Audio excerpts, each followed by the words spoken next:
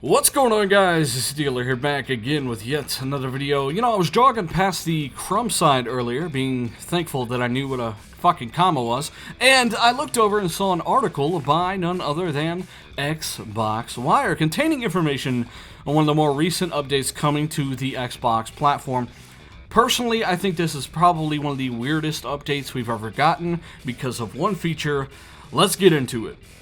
Now let's start it off simple with the ability to utilize folders. So you'll now be able to place games inside of folders. Think of it as an iPhone or an Android. You can put apps in different folders that you then, of course, label yourself. So you got a bunch of racing games, slap them in the racing game folder, etc., etc.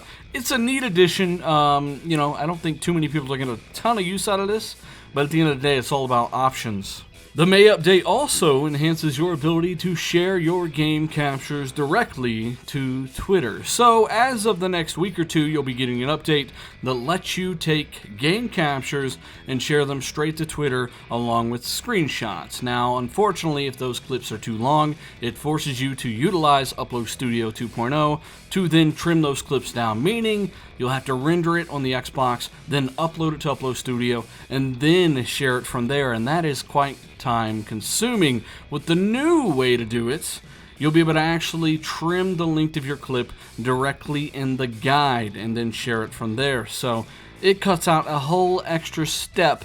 If you're looking to do any kind of editing whatsoever, you can now just trim it right there from the guide. Now, of course, some of the other low-key things they're adding in this update are that of more family-friendly settings for your Xbox, of course, and easier navigation in the accessibility app, things like that. They also mentioned there's going to be some experimental features for some preview members, and that's to be expected. So there may be some really cool stuff that's not here, but what they did list that is coming in the May update is the 120 Hz refresh option for the Xbox One. Now, I'm sure there are some of you out there that it's like, what does this even mean, and who cares? 120 hertz? What is that? That's what? Is that a microwave setting? No, what it is, and really, those that are kind of into this stuff like myself are probably thinking the same things. It gives your Xbox the ability to process and display up to 120 frames per second, provided you have that ability with your display. Now, if you're like me, you're also thinking, what the hell? There are no games that support 120 frames per second. We can barely get games that support 60 frames per second. And you're absolutely right. So imagine a world where Call of Duty 5000 ran at 120 frames per second. When you enable this option, it will then optimize the box to display all of those frames. Instead of 60 frames, you'll have double the frames displayed, giving you double the animations displayed, giving you potentially twice the reaction time, things like that. It's very odd that they're bringing this to a console, seeing as there are no games that support 120 FPS output.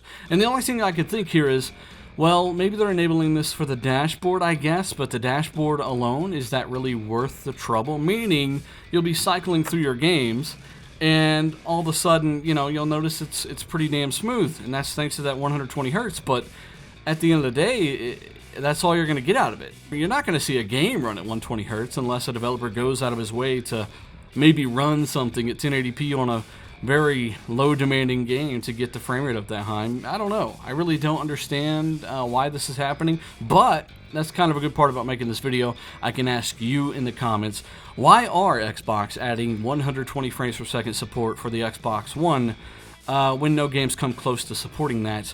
Obviously, they are running it this way in the dashboard, meaning it's going to be much smoother, as I said before.